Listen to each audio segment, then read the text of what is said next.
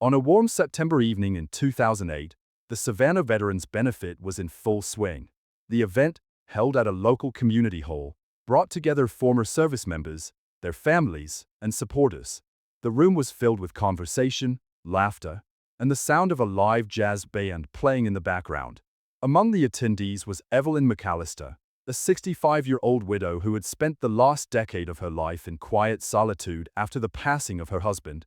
Though she had long accepted her new reality, there were moments when the silence of her home felt unbearable. She had come to the benefit at the invitation of a friend, expecting nothing more than an evening of pleasant conversation. It was there that she met Gerald McAllister, a 67-year-old Vietnam War veteran. He was charismatic, well-spoken, and had a way of making those around him feel special. His deep voice carried stories of his time in the military, of travels overseas, and of the life he had built in Savannah after returning from war. He introduced himself with a firm handshake and a warm smile, and within minutes, he had Evelyn laughing at his light-hearted jokes. The two spent the evening together, moving effortlessly from one topic to another. Gerald was attentive, asking Evelyn about her past, her interests, in her life after losing her husband. He shared that he had been married once, but his wife had passed away years ago. He spoke of his time in the army with pride, but never lingered on the painful details of war. Evelyn was captivated by his confidence and kindness.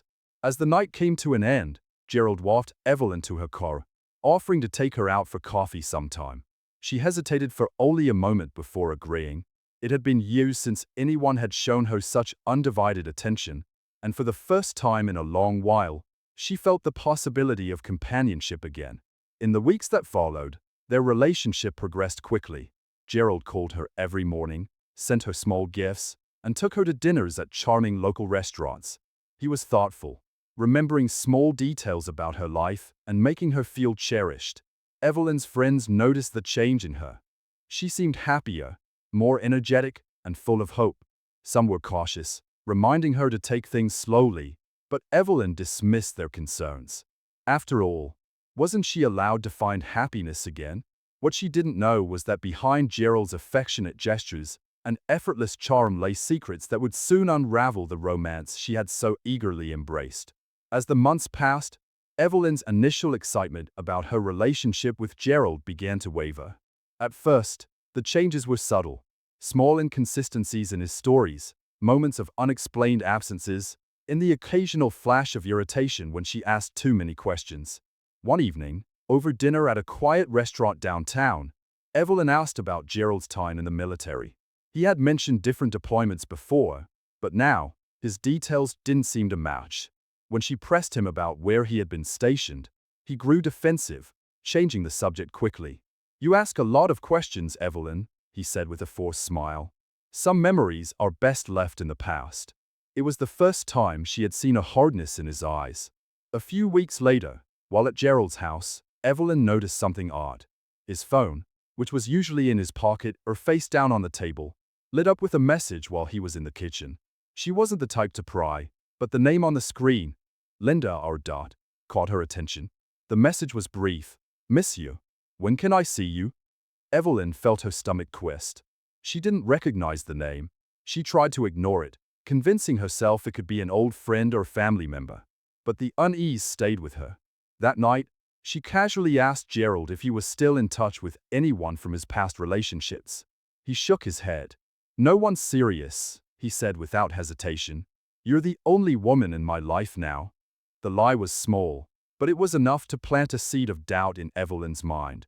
A few days later, she confided in her best friend, Margaret, about what she had seen. Margaret had been skeptical of Gerald from the beginning, feeling that he was too smooth, too quick to sweep Evelyn off her feet. "You need to be careful," Margaret warned. "Something about him doesn't sit right with me." Evelyn dismissed her concerns at first, not wanting to believe that Gerald could be dishonest. But as time went on, more signs began to appear. He would disappear for hours without explanation. When she called, he often didn't pick up, later claiming he had been busy or that his phone had died.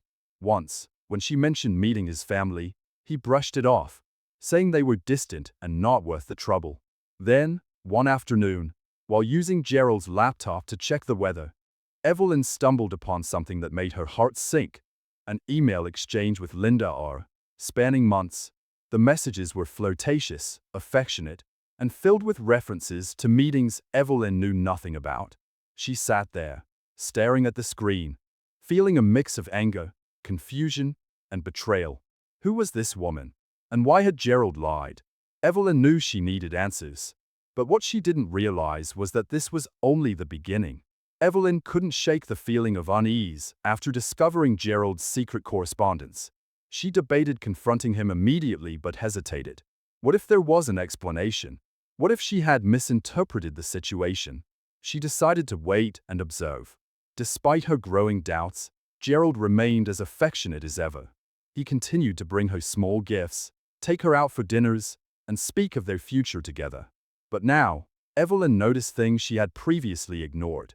One afternoon, as they sat at a cafe, Gerald brought up the idea of combining their finances.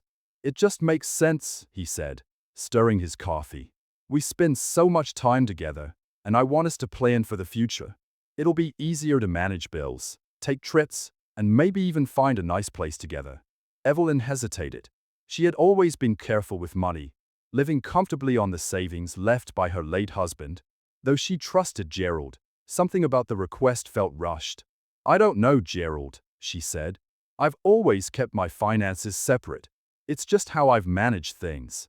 Gerald leaned forward, taking her hand. "I get it, sweetheart, but trust goes both ways, doesn't it? I'd never let anything happen to you. This is about building a life together." A week later, after much persuasion, Evelyn agreed to open a joint account. She transferred a portion of her savings, telling herself it was just a step toward their shared future. At first, things seemed fine. They continued their usual routine, and Gerald was as charming as ever. But within weeks, Evelyn noticed withdrawals she didn't recognize. Large sums, thousands of dollars, had been moved from their joint account. When she asked Gerald about it, he brushed it off. "Just some investments," he said vaguely. "Don't worry, darling. It's all taken care of." But Evelyn did worry. The transactions continued, and soon, she discovered past due notices in Gerald's name. Credit card bills, loan payments, debts she had never known about. One evening, after Gerald had gone to bed, she searched through his desk and found a stack of unopened letters from banks and creditors. Some were warnings about overdue balances. One was a final notice. Evelyn's hands trembled as she read them. Gerald was drowning in debt, and now, her money was mixed up in it. The next morning, she confronted him. "Gerald, I need to know the truth. Are you in financial trouble?" His face darkened. For the first time, the warmth in his eyes disappeared. "That's none of your concern," he snapped. Then, just as quickly, he softened. "Evelyn, I told you. I have it under control. You don't need to worry." But Evelyn did worry, and deep down, she knew she had made a mistake. Despite the mounting red flags, Evelyn found herself caught between doubt and the desire to believe in Gerald. He reassured her constantly, insisting that his financial situation was temporary and that he was working on resolving it. He even proposed something unexpected, a trip to the Bahamas. "It'll be good for us," Gerald said one evening over dinner. "We've had a rough few weeks. Let's get away, just the two of us. No stress, no worries." Evelyn hesitated. A lavish trip seemed irresponsible, especially considering what she had uncovered about his finances. But Gerald was persuasive. He reminded her of how much she deserved to enjoy life, how they needed time together without outside distractions. Against her better judgment, she agreed. They arrived in Nassau in early December. The resort was beautiful, white sand beaches, crystal clear water, and luxury accommodations. At first, Evelyn allowed herself to relax. She and Gerald spent their days by the ocean, sipping cocktails and dining at upscale restaurants. But the tension lingered beneath the surface. Gerald was moody, his charm flickering on and off unpredictably. Some moments, he was affectionate and attentive. Other times, he seemed distracted, distant. He frequently left their suite to take phone calls, stepping onto the balcony or disappearing into the hotel lobby. When Evelyn asked who he was speaking to, he dismissed her with vague answers. One evening, while Gerald was in the shower, Evelyn glanced at his phone. which he had carelessly left on the nightstand. A message popped up on the screen. Linda R. Still waiting for you to call. Thought you wanted this? Evelyn's heart pounded. It was her. The woman from the emails. The woman Gerald had insisted didn't matter. She felt sick. The financial lies were one thing, but this was different. She had ignored too many signs, but now, the truth was staring her in the face. That night, Evelyn confronted Gerald. I saw the messages, Gerald, she said, her voice steady but cold. Linda, who is she? His expression darkened instantly. For a moment, he said nothing. Then, with a forced laugh, he shook his head. You went through my phone? He asked. You lied to me, she shot back. About your money, about this woman, about everything. Gerald's face twisted with anger. You don't know what you're talking about, he snapped. You're paranoid. I trusted you, Evelyn continued, her voice shaking now. I gave you money. I gave you my time. You need to let this go, Gerald interrupted, his tone low, dangerous. But Evelyn had finally reached her limit. No, she said. I'm done. She turned to leave, but before she could reach the door, she felt Gerald's hand wrapped around her wrist, gripping her tightly. You're not going anywhere, he said. It was the last thing she remembered before everything went black. The next morning, hotel staff at the Ocean Breeze Resort in Nassau received a call from a concerned guest. A woman had not checked out on time, and repeated knocks at the door of room 214 had gone unanswered. When security finally entered, they were met with a disturbing scene. Evelyn McAllister was lying motionless on the floor, a deep wound on the side of her head. The room showed signs of a struggle. Overturned furniture, a shattered lamp, and broken glass scattered across the carpet. A bloodstain was visible near the nightstand. Gerald McAllister was nowhere to be found. Local authorities launched an immediate investigation. The hotel security cameras provided crucial evidence. Footage showed Gerald leaving the room around 3 a.m., carrying a duffel bag. He exited through a side door and disappeared into the night. An autopsy later confirmed that Evelyn had died from blunt force trauma to the head. There were also signs of manual strangulation, indicating a violent altercation before the fatal blow. Investigators suspected that an argument had escalated, leading to Gerald attacking Evelyn. As news of Evelyn's death spread, her family and friends were devastated. Margaret, her closest friend, was overcome with guilt. She told me things didn't feel right, she told reporters. I should have pushed her harder to leave him. Back in Savannah, police uncovered more about Gerald's past. His financial troubles were far worse than Evelyn had realized. He had outstanding debts from failed business ventures, multiple unpaid loans, and had previously been accused of fraud. Even more disturbing, authorities discovered that Evelyn wasn't the first woman he had manipulated. Several former partners had reported financial exploitation, but none had pursued charges. Gerald remained on the run for over a week. He was eventually captured at a small marina in Miami, attempting to board a boat bound for the Dominican Republic. When arrested, he was carrying a fake passport and a substantial amount of cash, most of it traced back to withdrawals from the joint account he had shared with Evelyn. Under interrogation, Gerald denied killing Evelyn. He claimed they had argued, and she had fallen during the fight. It was an accident, he insisted. I panicked and left. But the evidence told a different story. The hotel surveillance, financial records, and physical injuries all pointed to a deliberate act of violence. In the following months, Gerald was extradited to Georgia to face trial for first-degree murder, financial fraud, and fleeing prosecution. For Evelyn's loved ones, the legal process would be long and painful, but they were determined to see justice served. The trial of Gerald McAllister began in September 2009, almost a year after Evelyn's death.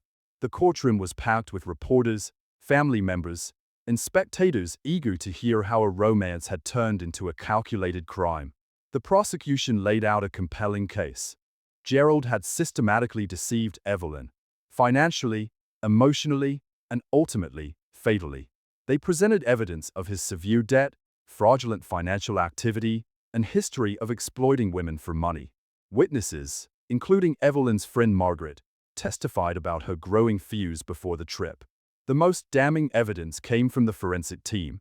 Evelyn's injuries were inconsistent with an accidental fall, contradicting Gerald's claim. The defense attempted to argue that Gerald had no intention of killing Evelyn. They painted the incident as a tragic accident, emphasizing his age and military service as mitigating factors. But the jury was unmoved. After 6 hours of deliberation, Gerald McAllister was found guilty on all counts, including first-degree murder, fraud, and flight to evade prosecution. The judge sentenced him to life in prison without the possibility of parole. Evelyn's family, though devastated, expressed relief at the verdict. Her niece, speaking outside the courthouse, said she just wanted love and companionship. She didn't deserve this. In the months that followed, Evelyn's case became a cautionary tale about financial manipulation and trust in relationships. Advocacy groups used her story to raise awareness about scams targeting older adults, especially widows and retirees. As for Gerald, he remained defiant, never admitting guilt. He would spend the rest of his life behind bars, his carefully constructed facade finally shattered. Evelyn McAllister had believed in a second chance at love. Instead, she became the victim of a man who saw her as nothing more than an opportunity. But in the end, justice prevailed, ensuring that Gerald could never hurt another woman again.